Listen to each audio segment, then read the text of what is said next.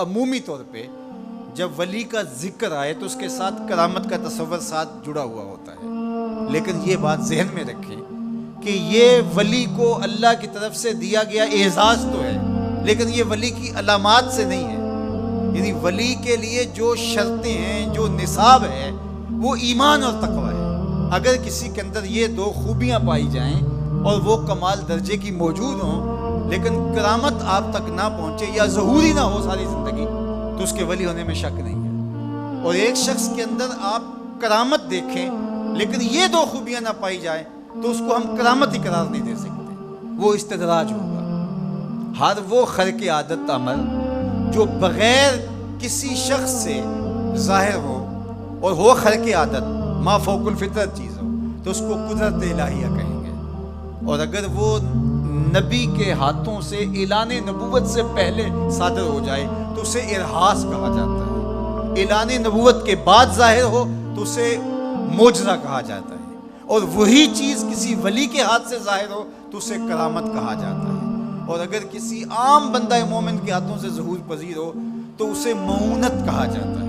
اور اگر وہی کام کسی کافر سے یا کسی فاسق و فاجر کے ہاتھوں سے ظاہر ہو تو اسے استدراج کہا جاتا ہے، جس طرح دجال کے ہاتھوں سے قرب قیامت میں ہوگا کہ وہ مارے گا بھی اور زندہ بھی کرے گا۔ اب استدراج میں اور کرامت میں فرق کرنا یہ عام آدمی کے بس کا روگ ہی نہیں ہے، وہ کیسے کرے؟ تو اس کے لیے سادہ کلیہ یہ ہے کہ ایمان اور تقوی کی شرط کے ساتھ اس چیز کو کرامت کہا جائے گا، اور اگر یہ دونوں شرطیں نہیں پائی جا رہی تو وہ پھر استدراج ہوگا۔ تو اس لیے ولی کو پہچاننے کے لیے کرامت معیار ہی نہیں ہوا، کرامت نصاب ہی نہیں ہوا۔ ولی کو پہچاننے کے لیے ایمان اور تقوی۔ اگر کرامت کو معیار بنا لیں گے تو پھر استدراج والے کو بھی ولی ماننا پڑے گا۔ اور یہی وجہ ہے کہ بہت سارے لوگوں نے ایسے لوگوں کے اوپر جو کسی بڑے بزرگ کی گدی پہ بیٹھ گیا، یا وہ چار لوگوں نے اس کو مان لیا یا اس کے شعبے چل گئے اور شریعت کا واضح تارک ہے، اور لوگ اس کو اللہ کا ولی مان رہے ہوتے ہیں، اس لیے کہ ان کے ہاں معیار وہ نہیں ہے جو قرآن نے دی ہے۔ قرآن نے دی الذین آمنوا وکانوا یتقون، اور کرامت معیار نہیں ہے، وہ ایک ثمرہ ہے۔ اس ثمرے کو پہچانا جائے گا اس اصل نصاب کے بعد۔ اس کو صرف ایک مثال سے سمجھاتا ہوں۔ حضرت داتا گنج بخش علی حجویری علیہ الرحمہ نے کشف المعجوب میں یہ واقعہ لکھا ہے۔ کہتے ہیں کہ شیخ علی الخواص ایک بہت بڑے بزرگ تھے، وہ سفر پہ جا رہے تھے اور صاحب حال تھے، با کمال تھے، واقعتاً اللہ کے ولی تھے۔ ایک شخص آیا اور ہانپتا کانپتا ان کے پاس آ کے رکا، کہا آپ شیخ علی الخواص ہیں؟ فرمایا ہاں۔ تو کہا کہ میں لمبا سفر کر کے آیا ہوں اور آپ کی صحبت میں کچھ دن گزارنا چاہتا ہوں، تو آپ مجھے اپنی صحبت کے شرف سے محروم نہ رکھیے۔ تو حضرت شیخ علی الخواص نے مراقبہ کیا اور اسے کہا کہ مجھے تیرے بدن سے کفر کی بو آ رہی ہے۔ اللہ والوں کو اللہ نے بصیرت کا نور دیا ہوتا ہے۔ اس نے کہا جی میں نصرانی ہوں اور دیار غرب سے آیا ہوں، آپ کی شہرت سنی تھی تو آپ کی صحبت میں کچھ وقت گزارنے کی آرزو ہے، مجھے محروم نہ رکھیے۔ شیخ کہتے ہیں میں نے ٹالنا چاہا، میں نے کہا کہ میری صحبت میں رہنا بڑا مشکل ہوگا، تکلیفیں سہنا پڑیں گی۔ اس نے کہا جی میں گوارا کروں۔ فرمایا ٹھیک ہے۔ کہا کہ میں چلتا گیا اور وہ بھی میرے ساتھ تھا۔ 8 دن گزر گئے، کبھی کھانا ملتا، کبھی 2 لقمے لے لیتے، کبھی پانی پی کے گزر اوقات ہوتے، کبھی گھاس کھا لیتے۔ ایک دن اس کا وجود کپ کپا رہا تھا بھوک کی شدت کی وجہ سے۔ اس نے مجھے کہا شیخ آپ اللہ کے بندے ہیں، میں نے عہد تو کیا تھا کہ کوئی آپ سے مطالبہ نہ کر پاؤں، لیکن اب میری سخت جواب دے گئی۔ تو آپ اللہ کے مقرب ہیں، تو اللہ کے اس قرب کی وجہ سے اس سے دعا کیجئے تو وہ میرے اور آپ کے کھانے کا انتظام کر دے۔ کہتے ہیں کہ میں اس کی حالت کو دیکھ کر کے سجدہ ریز ہو گیا اور اللہ کی بارگاہ میں نے یہ دعا کی مالک اس کافر کے سامنے رسوا نہ کرنا۔